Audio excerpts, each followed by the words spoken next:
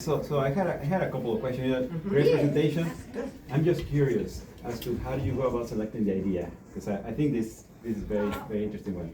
So we met together at the beginning of the year and we brainstormed many ideas for helping people experience art using STEM.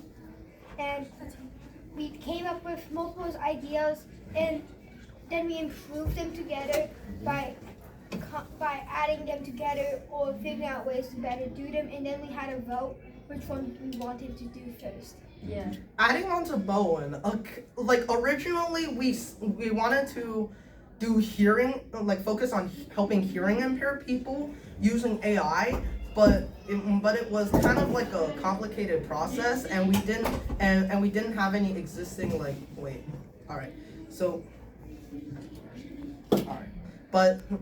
but due to many reasons, we eventually settled on helping vision impaired people instead.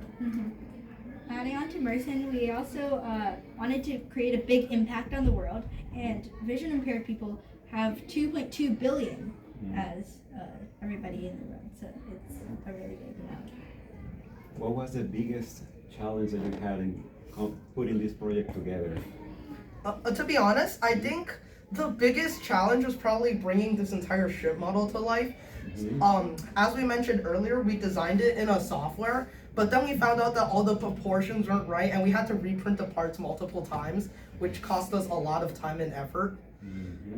So what kind of software did you use, or maybe tools that you can share with us as to how this became a reality, right? So we mainly use Tinkercad. It's essentially like just a software where you can put together different things. Like 3D models. Yeah, and we also went.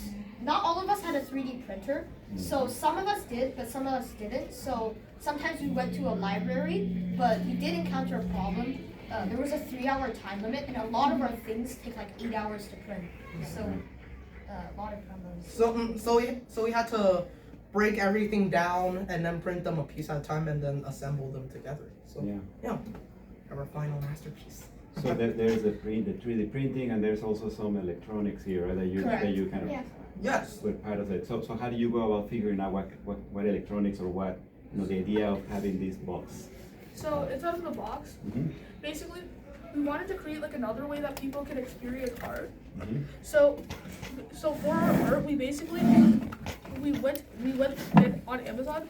We found like a little box that connects to a big red button. So now we could use this chip that's in We here. found a programmable kind of circuit board on Amazon, and then we just connected it to our Button. How did you program it? So we basically asked ChatGPT to generate like a description based on an image, and then we put its like text format in a text-to-speech software. Then we exported it like an MP3 file and put it into the programmable chip. So this is just like a file. You just take an MP3 file, put it in the file, and then it'll automatically just run it. And we just built a display box and added some braille and a description. I see. So the circuit board that you have inside, is that just specifically for recording, for saving Yes, an MP3 yes. file and then just playing it? Correct. Yes. So you cannot program it per se, right? Yeah. It's like a pre-program It's like pre-programmed. Pre-program. I see. that we connected to Stored the on it. button. I see. What's the trigger? The trigger Is a big red button. You press it. So Press it. How did you link the button to the chip? So basically, this button, little switch here, and then we just solder them to the. We soldered the speaker to the chip, as you can see, Okay. and then it just connects. So it came with a speaker and a button, but they were too small. So basically, we just cut the wire, strip the wire, and then we just soldered them. Okay. It comes pre-programmed with a function in mind. As you were developing the project, did you get any feedback from the people that were going to be the end users, and what kind of feedback did you get, and maybe what kind of changes you might have made? We went to MIT and we got some feedback that from a professor that we can that we can make our speaker multilingual too. We went to- So we're working on adding that into our our code and our text-to-speech software. And we also for people that are visually impaired but still want to use this, we also added a description so people can understand what it says in braille. We presented to multiple people and got a ton of feedback. So first, MIT, as you mentioned, But we also presented to Addison Gallery Mhm. and to a Phillips Academy FTC team also. And we got feedback from all of them. We also presented to this Google AI expert called Dr. Ren, and he gave us a ton of good feedback. He gave us a tutorial on AI too. Yeah. That's how we Okay. did it. Just tell me, maybe in a nutshell, what did you learn about AI in general? So this year, we learned how to use AI and multiple different kinds of AI. So before coming into year, I had no idea how. I had never actually used AI, but after this year, I learned. I used multiple AI websites. I figured out what they could do, and it's really really cool.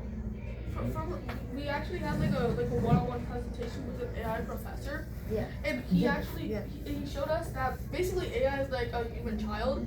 You have to like give it new experiences and give it experience so it can learn from that, and then it can slowly, after doing it multiple times, just repeat that process. Yeah. So I think that is like a pretty good description of AI. So I think that concludes our question and answer portion of the project. So now you guys want to walk us through your robot design? Yeah. Sure.